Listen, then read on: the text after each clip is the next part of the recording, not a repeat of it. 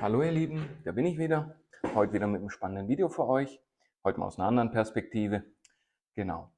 Und zwar soll es heute in meinem Video um einen interessanten Stoff gehen, auf den ich kürzlich gestoßen bin, wo ich gedacht habe, oh, dem werden so viele besondere Wirkungen nachgesagt, das muss ich mal ausprobieren. Und zwar geht es heute um das sogenannte BPC 157 oder auch ausgesprochen Body Protection Compound 157. Genau, was ist das überhaupt und was macht das im Körper und wie viel sollte man nehmen oder nicht nehmen? Ist das überhaupt sicher oder nicht? Ist das legal oder nicht? Die Fragen möchte ich hier in aller Kürze heute beantworten. Genau, also was ist BPC überhaupt? BPC ist ein Peptid oder ein Peptidhormon und das besteht aus 15 Aminosäuren. Es wird aus einem Protein gewonnen, das bei jedem Menschen eigentlich in natürlicher Weise auch im Magen vorkommt. Es wird eben vermutet, dass die Injektion oder auch die orale Einnahme oder transdermale Applikation von BPC die Reparatur von geschädigten Geweben fördert. Obwohl es im Moment eben noch keine menschlichen Beweise dafür gibt. Also diese ganzen Wirkungen, die nachgewiesen sind oder worauf diese Forschung basieren, basieren alle auf Tierversuche, vor allem mit Nagetieren. Genau. Jetzt noch mal kurz dazu, was ist überhaupt ein Peptidhormon? Um das einfach zu erklären, nenne ich ein paar Beispiele. Zum Beispiel, was die wenigsten wissen, ist das Insulin. Eins der meistgenutzten Medikamente überhaupt weltweit ist ein Peptidhormon. Genau, andere Peptidhormone wären jetzt zum Beispiel Glucagon, Prolaktin, Gastrin, Oxytocin, Vasopressin, PTH, also Parathyrin oder ACTH, das wäre dann die Adrenocorticotropes oder das adrenokortikotrope Hormon, so ist richtig gesagt. Genau. Was sind jetzt also diese sogenannten Vorteile, von denen man immer hört, wenn man BPC einnimmt? Also an Nagetieren und an kultivierten Zellen durchgeführte Studien haben gezeigt, dass BPC 157 die Heilung verschiedener Gewebe eben unterstützen kann, darunter vor allem Sehnen, Gelenke, Nerven, den Darmtrakt und natürlich Magen und Haut. Dann, das wären also die Vorteile, wenn man diesen Stoff einnimmt oder nutzt.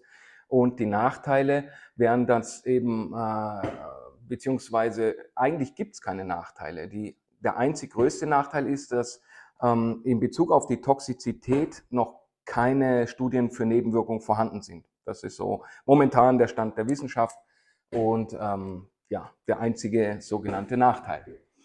Dann, was gibt es noch für Bezeichnung für diesen Stoff? Also für BPC, das wäre dann PL 14736 oder PL10 oder BPCin. Und BPC 157 sollte auch nicht mit TB 500 verwechselt werden. Das ist ein anderes Peptidhormon, mit dem ich mich in nächster Zeit auch mal beschäftigen möchte, beziehungsweise es auch testen möchte. Wobei kann BPC eben noch helfen? Also was hat sich noch gezeigt, wo es Vorteile bringen könnte? Also das könnte sich auch noch vorteilhaft auf folgende Probleme auswirken. Es wäre zum Beispiel, oder dem Stoff wird nachgesagt, dass er auch neuroprotektiv ist, dass er antidepressiv wirkt, dass er entzündungshemmend ist und dass er natürlich eben auch bei der Reparatur von Gelenken und Kollagen eine wichtige Rolle spielt, hat eine geschwürhemmende Wirkung im Magen. Es repariert eben den Darm, also auch interessant bei Leaky Gut Problematiken.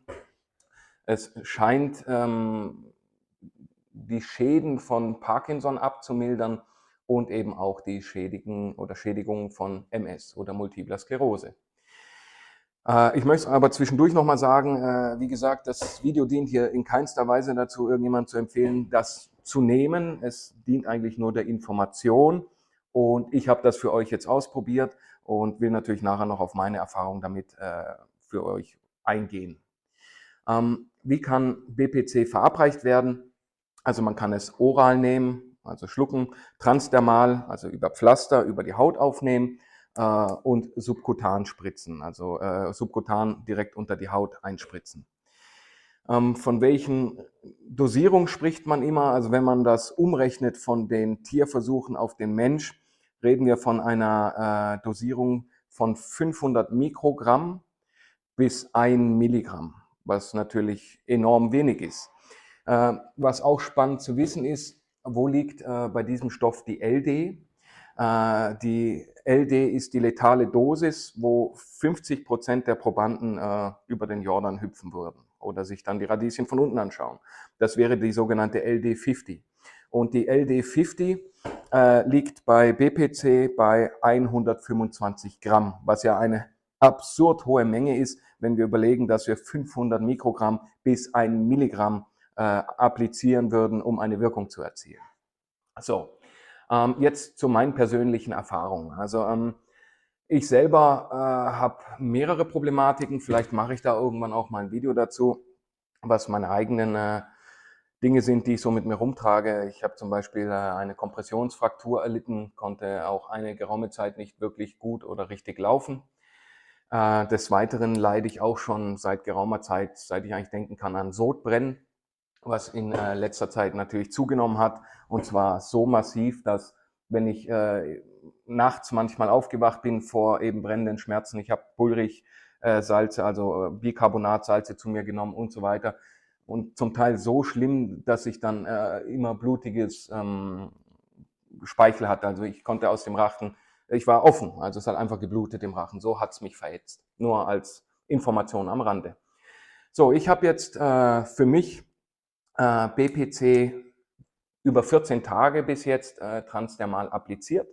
Also ich habe es mit einem Pflaster gemacht, möchte da jetzt auch keinen Hersteller oder sowas nennen, weil ich da jetzt nichts bewerben möchte oder keinen dazu animieren möchte, irgendwo was sich zu besorgen. Genau.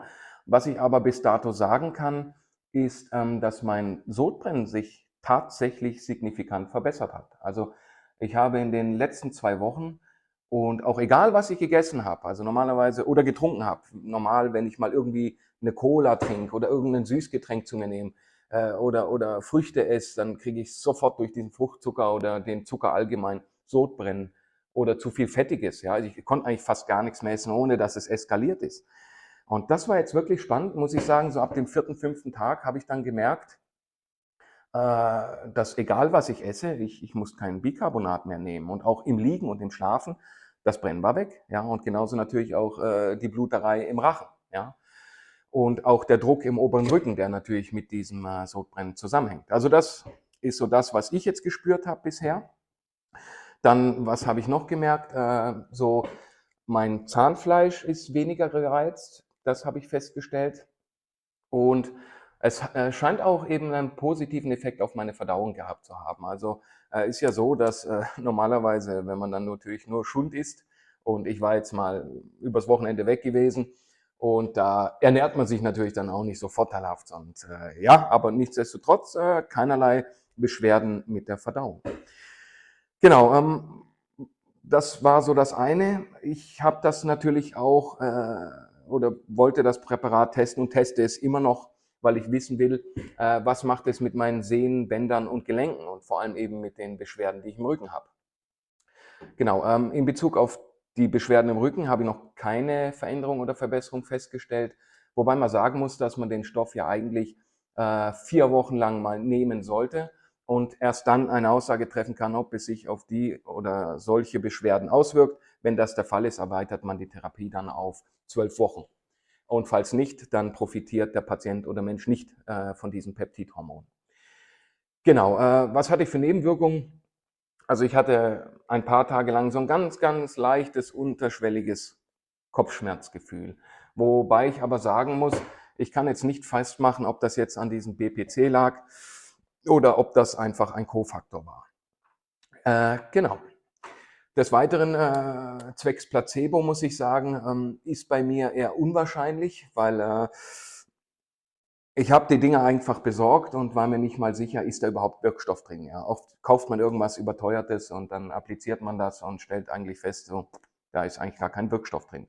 Also habe ich erstmal nicht wirklich geglaubt, ist da Stoff drin. Und das Zweite war für mich, ich habe auch nicht wirklich geglaubt, dass das tatsächlich was macht.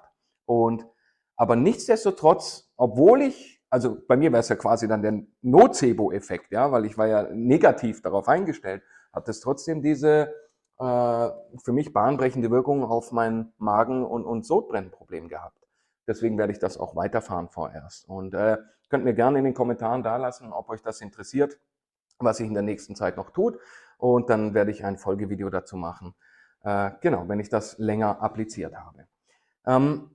Dann eine Frage, die natürlich immer wieder aufkommt, ist dieses Präparat legal? Da gibt es keine klare Antwort. Das Präparat befindet sich eigentlich eher in einer Grauzone. Ja? Und weil es ist erwerblich, aber irgendwie doch nicht. Also ich kann es nicht wirklich sagen, deswegen empfehle ich auch niemandem hier, das sich zu besorgen. Ich lasse euch einfach nur an meinen Erfahrungen teilhaben und was die Leute machen, müssen sie selber wissen. Genau, also es ist in einer Grauzone. Es ist nicht illegal, aber es ist auch nicht legal. So, damit wäre das für mich abgedeckt. Ja, und genau, ich bin auf diesen Stoff aufmerksam geworden, weil das viel im Sport eingesetzt wird, vor allem auch im Bodybuilding-Bereich und so weiter, nach Verletzungen, um eben schneller auszuheilen. Und für mich war das natürlich auch interessant, weil ich ja selber eine Instabilität in der Wirbelsäule habe, aufgrund von meiner eben posttraumatischen Wirbelsäulenfraktur. Und da wollte ich natürlich wissen, hat das einen Einfluss? Und da gibt es eben auch diese, man sagt Heal-like Wolverine-Kombo, ja, kennt ihr ja von den X-Men. Wolverine, der heilt alles weg. Und diese Kombination setzt sich normalerweise zusammen aus BPC 157 und TB 500. Und das werde ich demnächst dann auch für mich testen. Das heißt, ich fahre jetzt einen Monat lang das BPC 157 als Solopräparat und dann werde ich es kombinieren mit TB 500 und möchte dann natürlich auch wissen, hat es tatsächlich auch einen Einfluss auf meine Instabilitätsprobleme in der Wirbelsäule, sowie auch die, sage ich mal, arthrotischen Veränderungen oder Schmerzen in den Facettengelenken, die damit einhergehen. Genau. Wie gesagt, könnt mir gern mal in die Kommentare schreiben, ob euch das auch interessieren würde, weil dann werde ich das auch für euch testen und für mich natürlich und dann ein Follow-up-Video machen. Also vielen Dank fürs Zuschauen und wenn ihr Fragen dazu habt, könnt ihr es mir auch in die Kommentare schreiben, dann versuche ich euch das zeitnah zu beantworten. Also, hat mir Spaß gemacht und ich hoffe euch auch und wir sehen uns. Ciao.